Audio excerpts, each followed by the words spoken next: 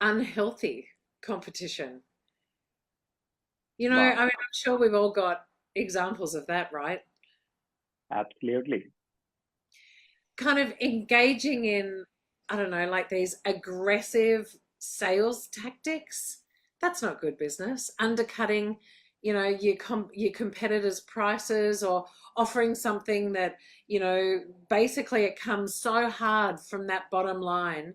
There's an example that I love to use when I'm thinking about additions for or value adds, to put in with salespeople, so where they can negotiate with certain things and kind of start.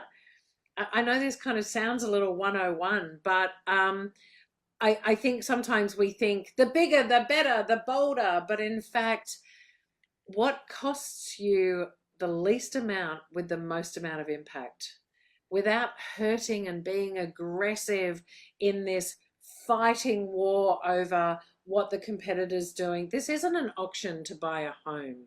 This is a negotiation or a discussion that you might be having with your customer, and this hurt of an industry that it could do with you absolutely aggressively kind of undercutting and fighting your competitors. It also doesn't show a good business moral and standards that you have.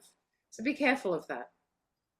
Yeah, absolutely. I think, Abeg, that's so much important. Is in our experiences of managing business, we would have seen so much happening in the space of unhealthy competition. Is simplest of the example, if is that if you are uh, getting into a price war with your competitor, and let's say your target, let's do some maths here. Let's say your target is $100,000 and your unit price for a product or services is $10,000.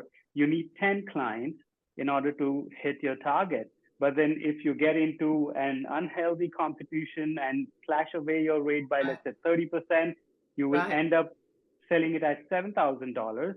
And in place of what it will lead to is, in place of 10 customers, now you will need more than 14 customers to hit your target. So maybe that you've got your first 10 customers quite easily, but to get those additional four customers to hit your $100,000 target will be very, very difficult. And ultimately, you will end up not hitting your target. So think about it. If you really want to go the easy way, then price war is something that you can go for, but it may not end up in what you really want to achieve by end of the year.